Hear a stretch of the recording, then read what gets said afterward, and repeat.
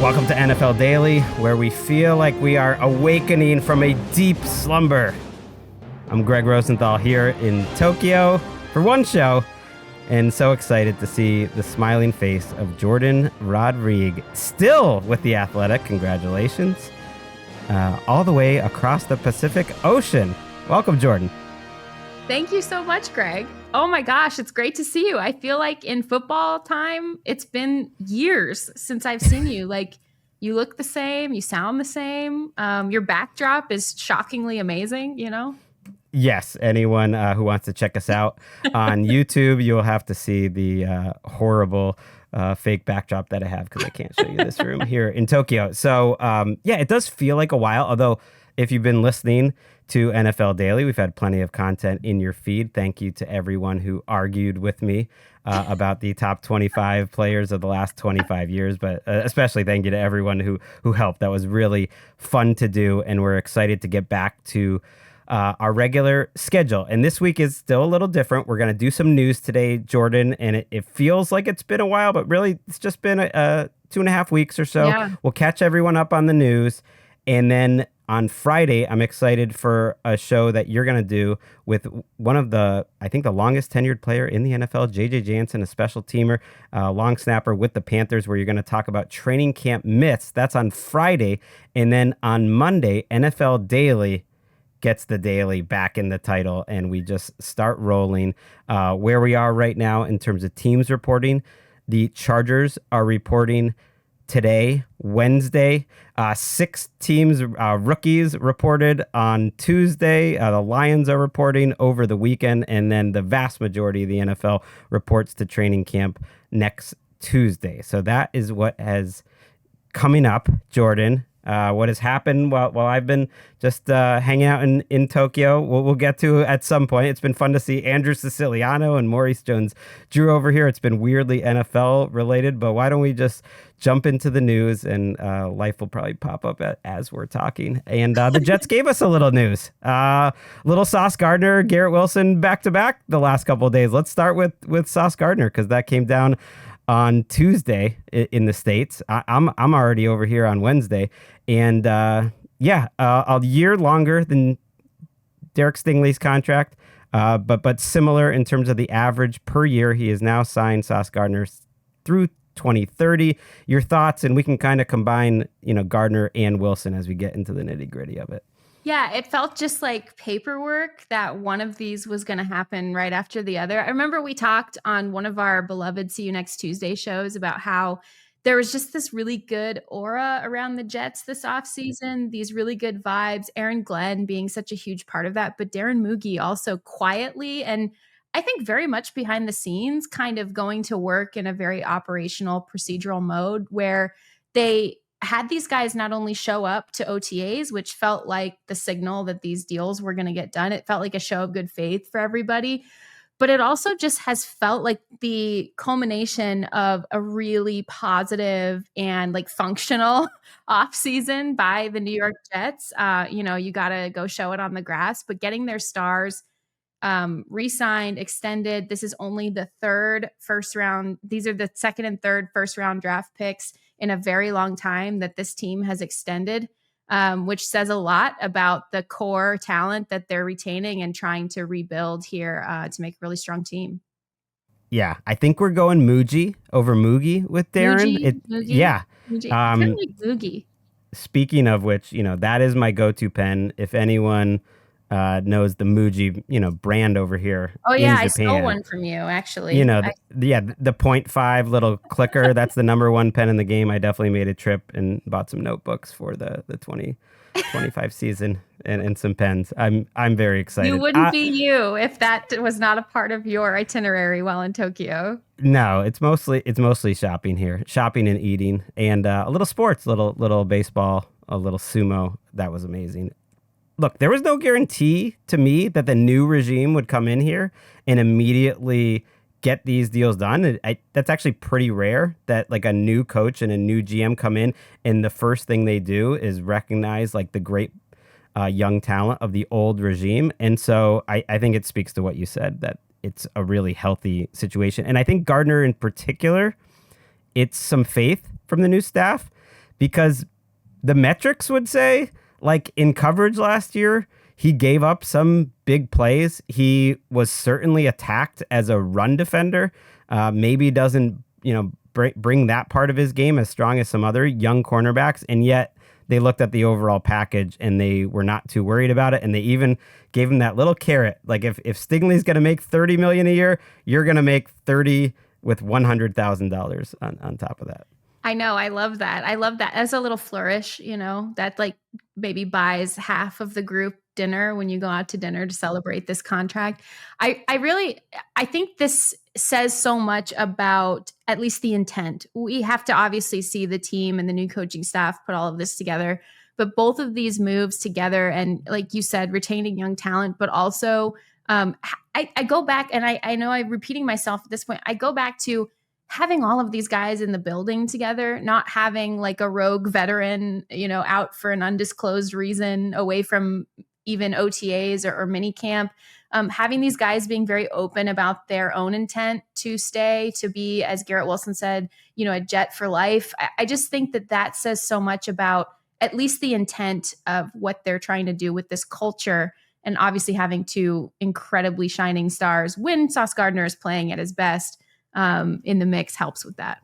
Yeah, and let's not get it twisted. Like since he entered the league, just by PFF coverage grades, Sauce Gardner is the number one cornerback in the NFL and still put a lot of good tape up last year in coverage. So I think it was more he just wasn't feeling it. If we want to get a little dorky, and I will for a second, they're not technically like new contracts here. And we're going to get to Trey Smith in a second, where it's like that contract's actually like a real contract. So when they say that Sauce Gardner is the highest paid cornerback ever, that's off the 4 years that they're tacking on to the 2 years that were already there. And he actually doesn't have that much guaranteed money. Our insiders, and I trust our insiders first, actually said it was only $60 million guaranteed, depending on how you want to count it. It could be up to 75, 80, whatever. But Garrett Wilson, for instance, it's reported as a 4-year, $130 million contract that is fifth among wide receivers. And that's great that that they got in at that level. But if you look at the total deal, it's 6 for 150, and that's the thing that stands out to me. The last thing I'll say on these guys, just like they have them locked in for 6 years. That's so much team control. Basically, their whole career, if they want it, will be controlled by the Jets. And it was interesting to me to get that average above Stingley's. The Jets actually, Gardner's representation actually had to give them another year. So he's signed for 1 extra year just to get it over. So really Stingley's contract is better. And that Garrett Wilson contract is going to age very well, I think, by the time you get to 27, 28. Yeah. Oh, and when you say better for the player, obviously Stingley's is better for him as a player. But yes. we go back to Muji, our favorite pen brand. And this is team friendly. I think it's amenable to your stars because like both of these guys have said, this is where they want to be long-term. So it's amenable in terms of timeline. Whenever I look at one of these contracts, and I know we're going to move on to Trey Smith here in a second, but whenever I look at one of these, I think, okay, how long until they open that thing back up again? You see it with quarterback contracts, with major core player contracts. Yes, receivers. Yes, corners. How long until they open it back up? Nothing is ever going to stay what it looks like right now. Yeah, it'll be 2 or 3 years if these Jets players keep playing well. And yeah, Trey Smith had a franchise tag. If you guys forget, the guard for the Chiefs was going to be one of the best free agents this year. Instead, they gave the tag. And then right before the deadline, they gave him a 4-year, $94 million contract. That's basically all real. Like $70 million is virtually guaranteed. That's the first 3 years. Kids, if you want to make the most amount of money possible, keep saying no to those contracts until you get to free agency, and then you get a real deal one like this. He is like legitimately the highest paid guard in NFL history now, and like he got just as much or more guaranteed money than Sauce Gardner, which is kind of crazy for a guard that some people don't think had like the best year last year. But the Chiefs keep spending on their offensive line, and that seems like a smart thing to do. He was a Pro Bowler. I think some of what they're paying right now is the essence of continuity, or trying to build more continuity, because you're returning Creed Humphrey. You've got Kingsley Suamatea, who's going to kick inside. You obviously signed the left tackle. And you have Josh Simmons waiting in the wings with your with your Jalen Moore, excuse me, is the one that they signed. And then you have Josh Simmons waiting in the wings for whichever tackle does not ultimately work out. And they've obviously got Juwan Taylor on the other side. So you've got this really talented prospect that you drafted waiting in the wings. You needed to shore up and solidify your interior. You need some continuity on either side of Creed Humphrey. And I think that's what they're trying to at least establish here. You can't spend everywhere. The Chiefs have been excellent at making decisions, but man, they spend on the offensive line. Like the resources, everyone you just went through, like Juwan Taylor's been a disappointment.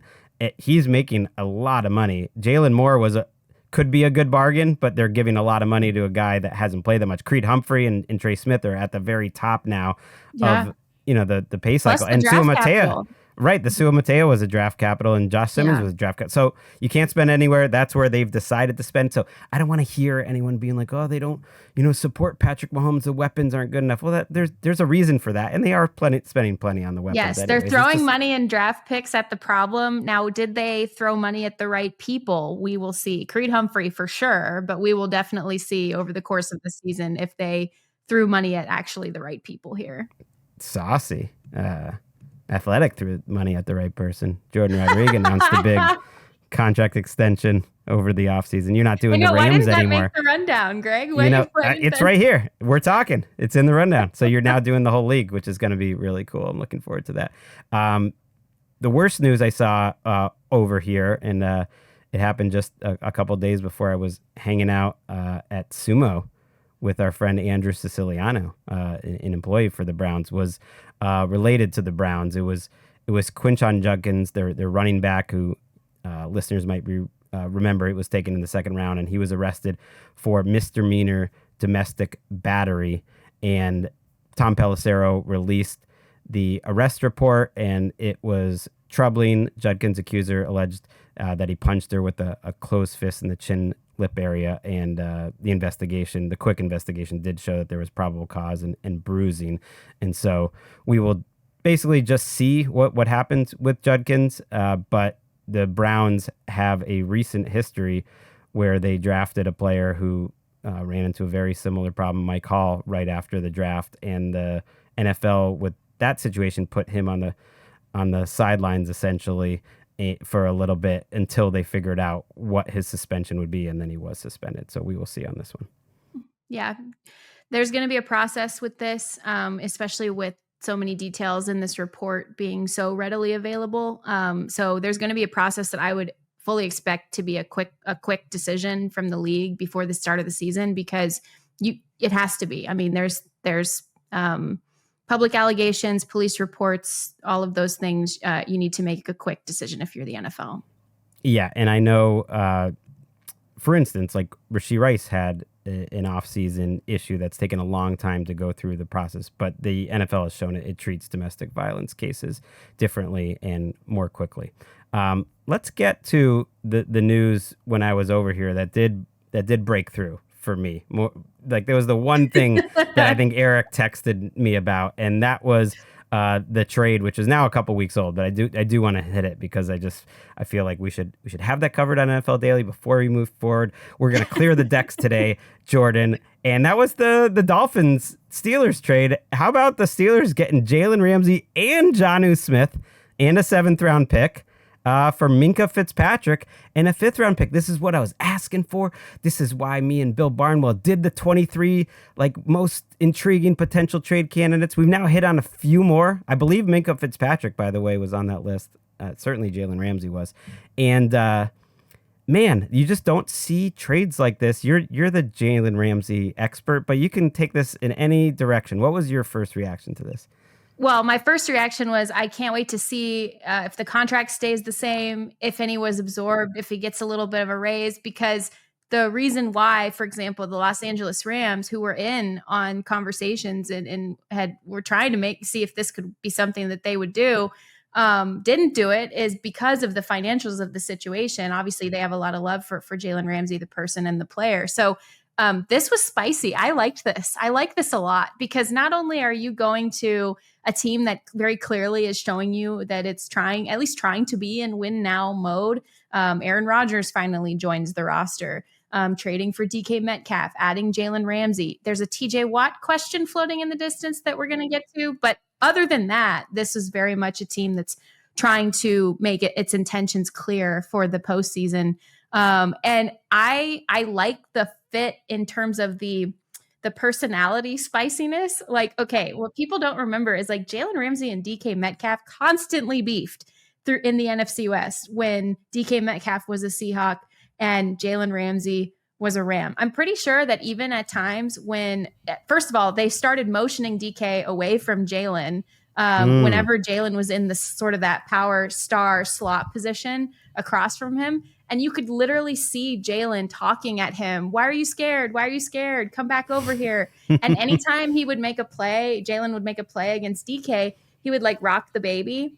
And I love the idea that these two are teammates now. And not only should they probably have like a really solid conversation, probably over dinner and drinks, but also the fact that this competition is going to be coming to practice, I think gives the Steelers like kind of a juice that they've really been lacking on both sides of the ball in terms of that collision and that iron sharpens iron in the passing game specifically and with the quarterback. And I really, really like the idea of that.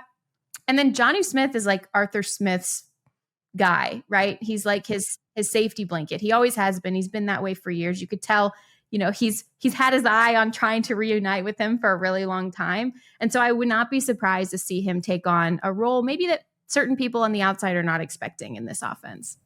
Yeah, related to the contracts, we haven't heard what's going to happen with Jalen Ramsey's or Minkah Fitzpatrick, for that matter. Mm-hmm. I think Fitzpatrick will just stay on his current salary, which is pretty high. I mean, so is Jalen Ramsey's.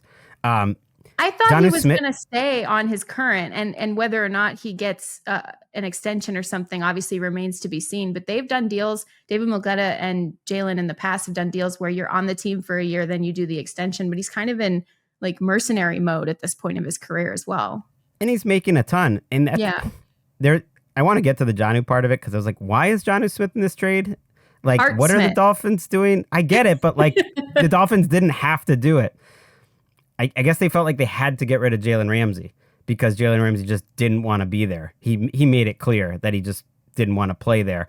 And they got a very promising player in Minkah Fitzpatrick. But what's fascinating to me is like, how often do you see two players in what's basically a challenge trade past their prime? I would say at this point, they'd have to prove that they're not past their prime, but close enough to it that you could see like another Pro Bowl or All-Pro season left in either one of them. In both teams, especially the Steelers, betting against Minkah Fitzpatrick is really interesting. He's 28 years old, so he's 2 years younger than Jalen Ramsey. I would say early in his career, he, like Jalen Ramsey, was on a Hall of Fame type trajectory. I would say he has not been no longer on that trajectory. And we talked about it on this show last year that something was going on with the Steelers defense. And it really felt like, and sometimes it got out into the media, Minkah actually did blame some of his teammates for some problems. And then you saw a lot of sourced reports that like everyone's on the same page except one guy. One guy's doing his own thing over there and the rest of us are doing something. And it seemed clear to me that one guy was Minkah Fitzpatrick. So he is a dynamic playmaker when everything is going well. I think Steelers fans would tell you he has not played as well over the last 2 years. And so he has a higher ceiling to me maybe than Jalen Ramsey does at this point of his career. But Jalen Ramsey, I think, has a higher floor. Like, he was still playing pretty well last year, and now they're going to use him in a bunch of different ways. So it's a risky trade for the Dolphins. But if nothing else, they get the guy back that they probably regret trading so long ago. Mike Tomlin has also talked in a very Mike Tomlin, like not going to give anything away kind of way, but hinted at wanting to make certain changes to his defense. A player like Jalen Ramsey gives you this like master puzzle piece around which you can connect all different types of permutations, things, because he can play so many different positions at a very high level. That's why I really like this. So it's like, what ideas do you have for your defense moving forward? Okay, you can toss out, the fact that he's jumped around from a couple of different teams. Toss out the fact that he was on, a failing Dolphins team that just couldn't get over the hump. He still played his butt off, by the way, even late in the season, and had some collisions with Vic Fangio, and he was wanted out clearly, even with our guy Anthony Weaver there. But still, he is still this player that you can build all kinds of different things around because of all of the different ways he can fit into your defense. And then you don't have to worry about large sections of the field. You certainly don't have to worry about your run defense with Jalen Ramsey, who's still one of the best tackling corners in the league. So I think that's what really made this sort of as long as we also get these other things that make it worth giving up a player who used to be really good for us and still can be very, very good, is only 28 years old. We're going to have to get like Arthur Smith's favorite player back in return, for example. I think that those are all part of the equation here. Yes. I mean, both sides got a lot, but I think both sides ultimately gave up guys they were okay giving up. The thing was like, why? I know Arthur Smith likes Jonnu Smith, but the fact that the Dolphins immediately pivoted and were in reports for like asking around about tight ends because they just traded Jonnu Smith, I was like, why didn't you just keep Jonnu Smith? Like, you could have stared the Dolphins down on this deal. They would have just done Minkah for Jalen Ramsey in some form or fashion. In the end, they got a move up from the 5th to 7th round, basically, for Jonnu Smith. And so that didn't make any sense to me, that you signed like Darren Waller out of retirement to make up for it. I don't know. We'll see. That makes sense to me, though, because Darren Waller and Frank Smith, who's the OC over there, have a really powerful connection. Obviously, they were like deeply in need of the tight end position, but also Darren Waller, if there's one coach in the NFL who's going to convince Darren Waller to like come back and give it yet another try, but also to have a past precedent of putting his best foot forward. And they have a really cool, powerful relationship from back when Frank was in Las Vegas. This is something that did not surprise me at all to see that. If you need a player, if you need a tight end, but you also have to make sure that he's going to be consistent and like stick with the team, for example. Right. How did it not surprise you? He was retired. He was making the worst music video I've ever seen. Because I've talked to Frank Smith about him, and their bond is like a really special thing. Frank really helped Darren through some of the worst parts of his life. And like, if you need somebody and you're going to call anyone off the street, you're going to look for the coaching connections there. So, I mean, no, it's not like we were going to Mad Lib it out of nowhere, but seeing it, I was like, oh yeah, Frank's over there. So that makes a lot of sense. And he is very cheap. We don't know what the contract is, but it said up to 5. Usually up to is doing a lot of work. So yeah, and he's not going to take away from any other types of like micro rebuilds that you need to do at the position too. Like you got a guy in the spot, but you're probably not going to stop there. Right. And so now you're not having somebody who's going to just sort of take away from whatever else you decide to do next. Yeah. They signed a guy, Farrell Brown, who's been like a blocking specialist that was on the Patriots a year ago. And yeah, Darren Waller's only 32 years old. For some reason, I thought he was older. He did have a lot of injuries.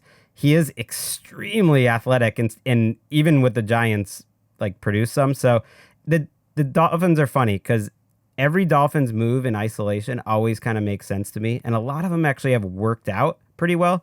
But they're very much run like a fantasy football roster where like how everything matches together doesn't seem to matter, and like one year to the next doesn't seem to matter, and that they're generally less than the sum of their parts. I mean, they're taking shots. I don't know if you saw Asante Samuel, I guess you call him senior now, talking about the Dolphins. Yeah. I mean, Asante Samuel Jr. was thinking about signing there, but basically Asante Samuel, the former Patriot, like called Mike McDaniel and Chris Greer like weak, like that they can't handle their players, that they don't know what they're doing. And I'm just like, man, I don't know. It is a big and probably very pivotal year for everybody in the Dolphins building. I would say that. Right. And like, it's similar when you trade away Jalen Ramsey, who didn't want to be there. And then I see a headline over the last couple of weeks where it was like, Kader Kohu knows he needs to step up as the leader of the cornerback room. And I'm like, ooh. I mean, Kader Kohu is a nice story, like an undrafted guy who's a good nickelback, but he's your best cornerback. And then you're asking Minkah Fitzpatrick to kind of solve all these other problems. We'll see if he's able to do that. Here's what I'm curious about. When you are so blatantly, and they have been for the past couple of years, like when they had their speed identity, that was, you could very much tell. They had speed and timing offense with Tua when Tua was healthy, with Tyreek and Jalen, and like they didn't run the ball enough in the winter, but they could run the ball. They had a creative attack.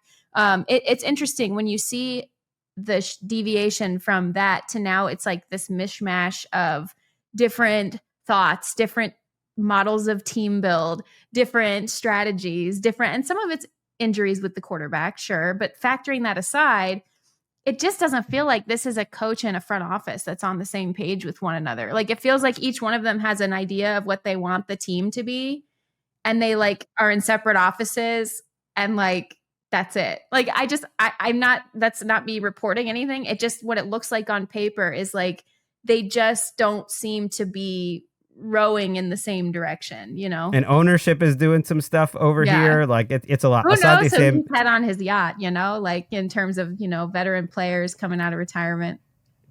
Here was the quote, by the way, by Asante Samuel. Shout out to him. Like if you look at the interception leaders of the 21st century, which is something that I did while doing my research, Asante Samuel Sr., I think he's at the top. Like, you know, he's a playmaker. Forget all he wasn't going to make my list or anything, but he was on the top. He said about the Dolphins, the reason they had to get rid of Jalen Ramsey is because they were too sensitive. They're sensitive. There's no leadership. Mike McDaniel is a pushover. Chris Greer, the GM, has no backbone. They're running this team like a little league team. That's fire. I love it. We need more analysts that'll just go off like that. Eric Roberts lets us know some of the trade targets that hit from me and Bill at the beginning of the offseason. Of course. George Pickens, that was a good one. Deebo Samuel, that was a good one. Somehow, Bill pointed out Joe Thuney. No one saw that coming. I mean, that was a home run. Minkah Fitzpatrick was a fun one. You know, Devontae Adams didn't get traded, but that was close. DK Metcalf we got, and then Bryce Huff was like a smaller one that we hit. So we're definitely doing that episode next year. You mentioned TJ Watt. Yes. Well, what's your question for you before we get to that? So when you were going for your 25 of the last 25 years, were you, when you were like in Pro Football Reference looking at, you know, different filters of like ages and stuff, what was going through your head when you came across players who like you almost had almost forgotten about, or if you had, and you're like, oh yeah, that guy, and then you realize they're like the same age as you? Like what was going through your mind when you had those little moments? Are you trying to call me old? Like I'm aware of it. I mean, I that's why I embrace this challenge, because I started covering the NFL full time in 2003. So I was like, this is it. Yeah. Like these guys are. This is the Gregg decade. This is the Gregg century. We're all done. Yeah. It's fine. 40s underrated. I definitely had multiple moments, and I think that's what you're looking for in your summer break, where I was like, took a step back and I was like, these are the good old days. They're happening right now. Like a year ago at this time, you know, Emika's not totally healthy, and who knows what's going to happen with the future of the show. And so I've always liked getting older. At some point, I think that's going to end, but I don't think I'm there yet. That's my serious answer to your goofy question. And you know what? This is all I wanted. I finally baited you, and you finally took the bait. I wanted Ernest Gregg. I'm like, just give him a rest. Give him a break. 2 weeks with his family, you know, soaking up the good vibes, you know, getting some sleep, not working. I'm going to get Ernest Gregg. I'm going to get him. All season long, it's Ernest Gregg. All right, let's take a quick break. We'll be back and talk TJ Watt, who you mentioned.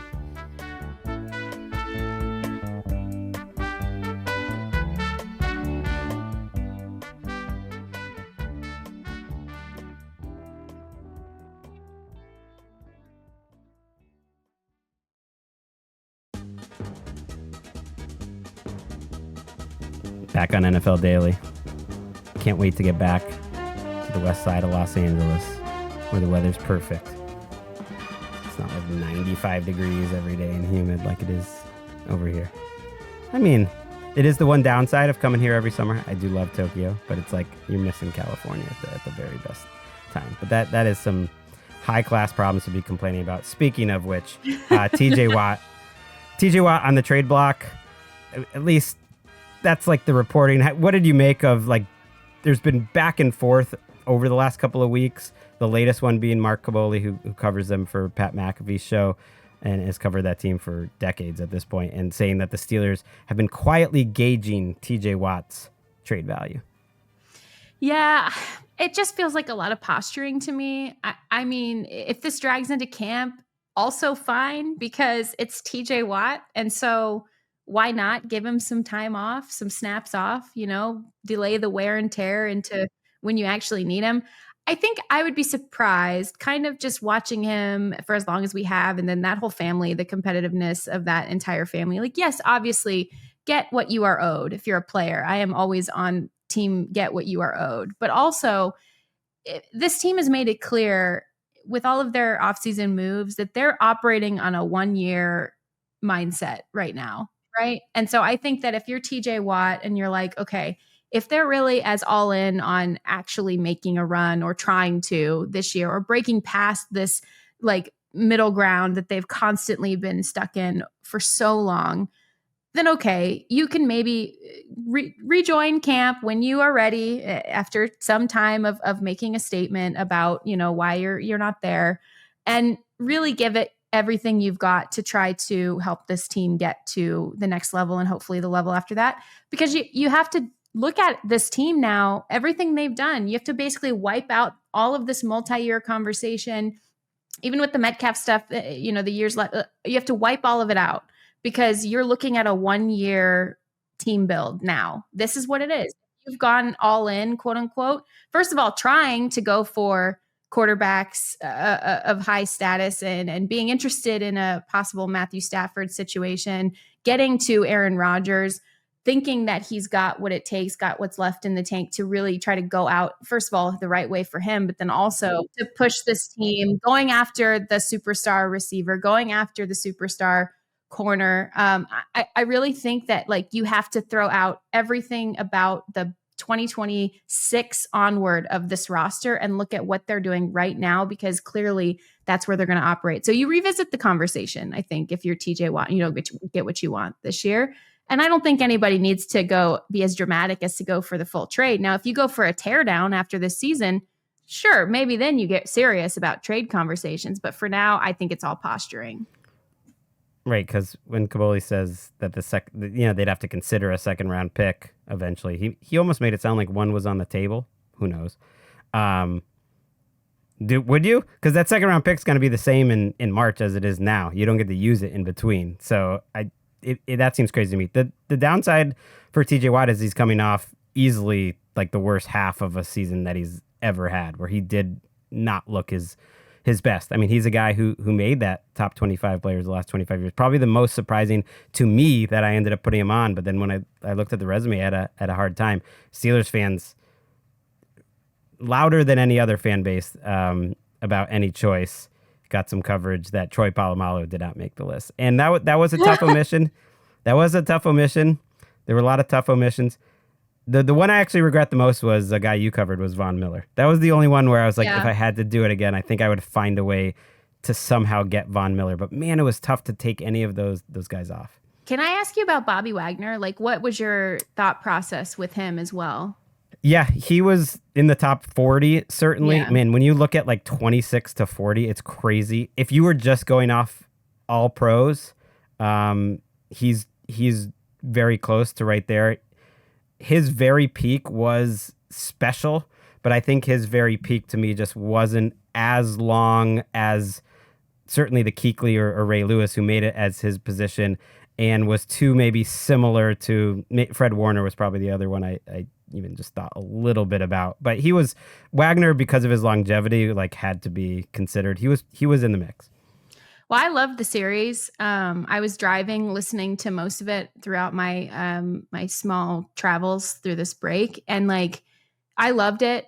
When Kevin Harlan was on talking, so first of all, I could hear you smiling the whole time. I was listening, I wasn't watching.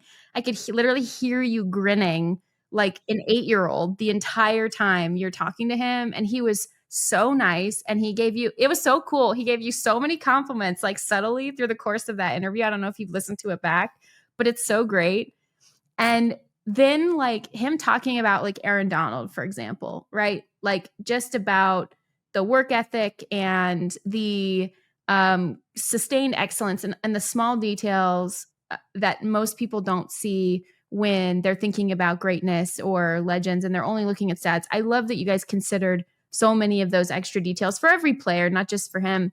And I have to say, selfishly too, I went through and I looked at your finished list, and I'm going through a big transition here, work, life, all of that stuff.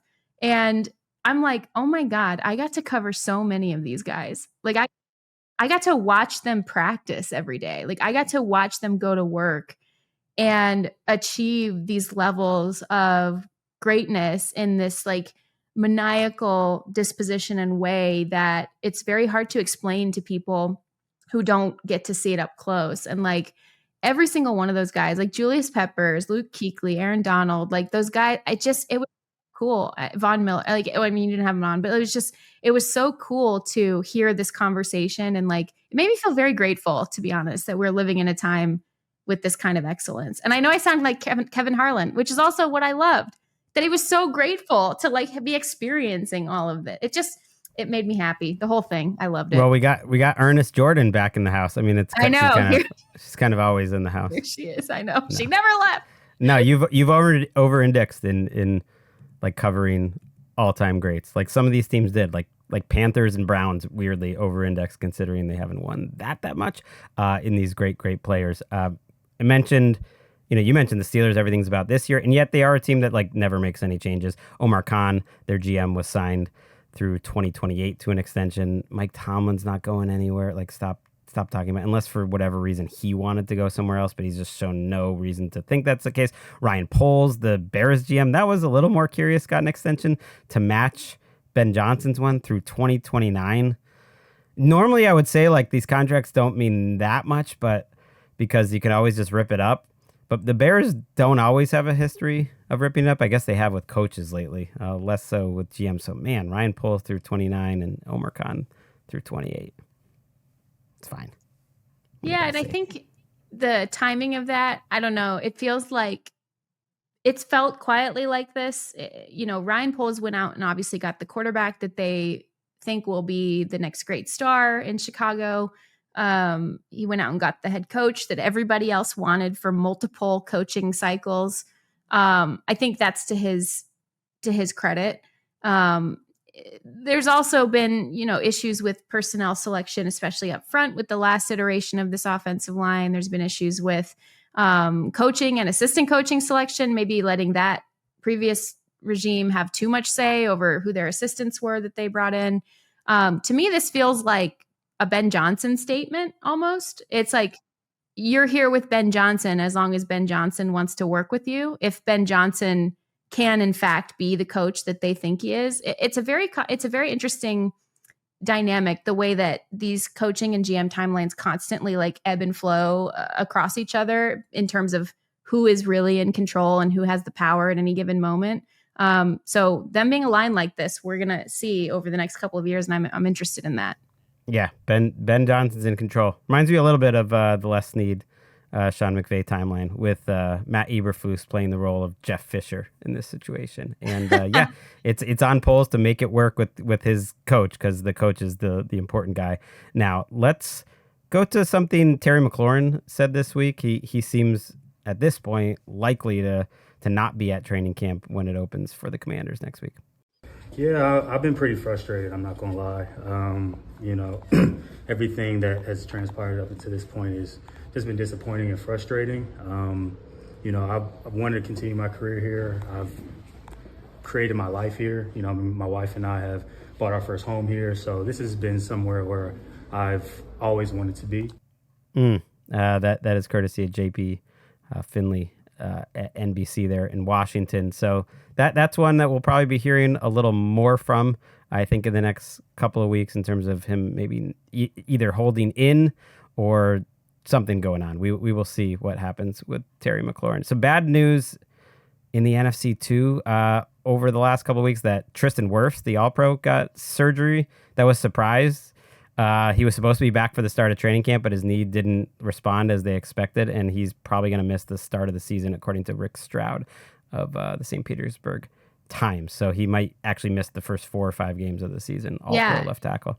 And I'm going to really be rude to you because you've been on the other side of the world, but do you know who will be replacing him, Gregg, without Googling it for at least the first couple weeks of the season? His name is very familiar to me. Charlie Heck, I think. Yes, Is it something like you yes, got that it. Okay. Yes, Okay. Charlie Heck. Yeah, the swing tackle. He's been a little bit of a journeyman recently, former 4th round pick. But I was texting some people over there, and they were really impressed with because it kind of came as a surprise. It seems like to a lot of people, and unfortunate, obviously. We're so high on the Bucs offensive line. They're so well built. They're really, really well coached as well. And apparently Charlie Heck has come in and just been like, yeah, you know what? I'm going to do my best and I'm going to be a pro and I'm going to fit in with the guys, even though they've all been a collective longer than I've been here. And I think that at least building that continuity as early as possible into training camp and him staying healthy is going to be really important.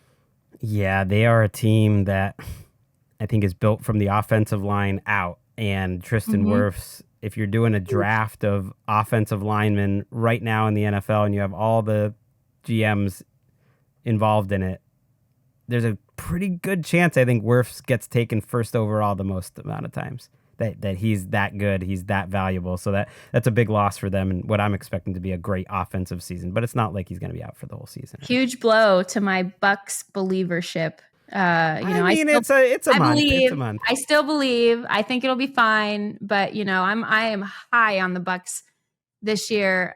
Shout out to Kevin Clark, who made the most shocked and incredible facial expression I think I've ever seen from another human when I said the Bucs were Super Bowl contenders this year in the championship tier. So, oh yeah, come on! Shout out to Kevin, great guy. I mean, he's selling you there. I love it. But they are. I agree with you. That's the expression I'm giving you. So there, Kevin, I have home court advantage on this show. One other item that did make it all the way over here. I was at lunch with Maurice Jones-Drew and his beautiful family, all his kids there. He texts me like a couple days before he gets to Tokyo. He's like, hey, are you in Tokyo? I'm like, yeah. He's like, hey, we should hang out. I'm going to be there for a couple days. So we went to, there's like a restaurant here where you can, it's kind of ridiculous, but you can fish inside the restaurant. They actually make, little fake rivers, and you fish while you're in the restaurant, and then you eat the fish that you catch. And you better be ready to eat it because some of those fish are way more expensive than the others. And the second you catch it, you got to eat it. So don't catch too many fish like we did because, you're paying for all those fish.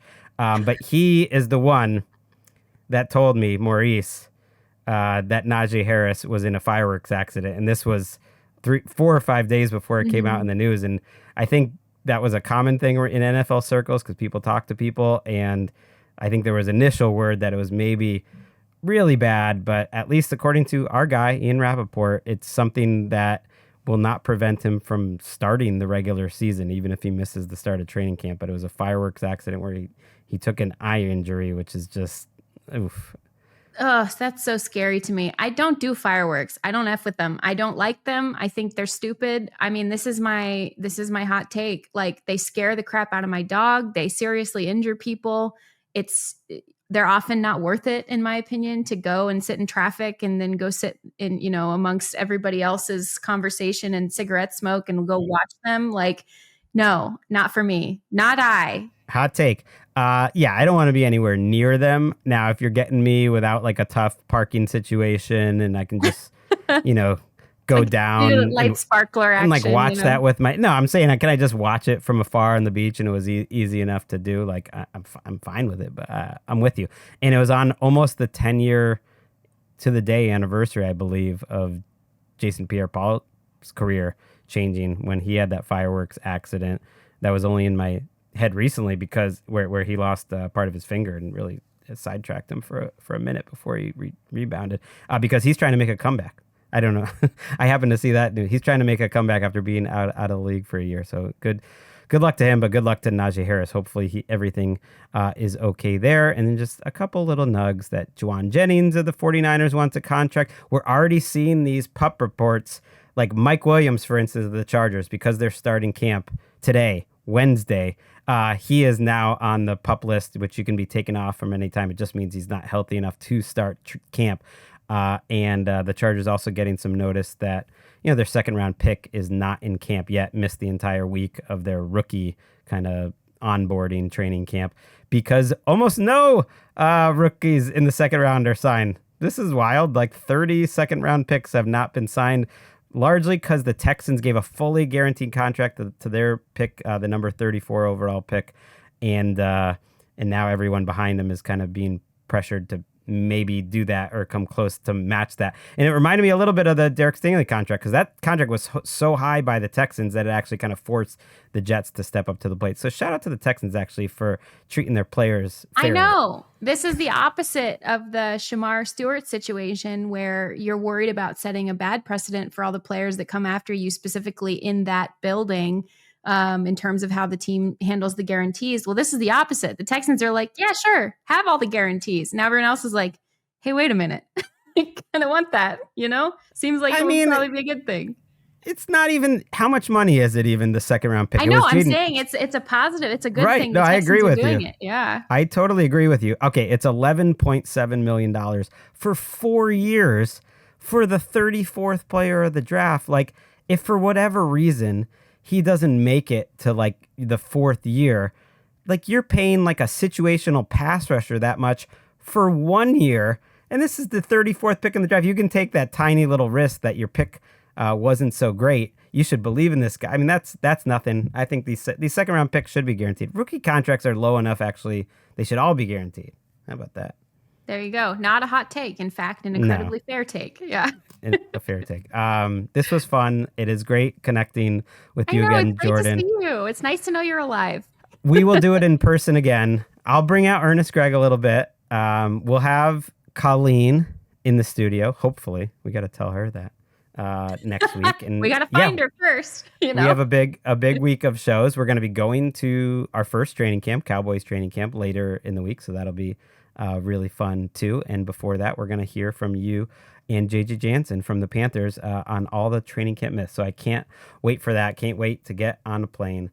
Thank you, Jourdan. Thank you, Eric, for keeping the fire burning back home and getting those top 25 episodes out.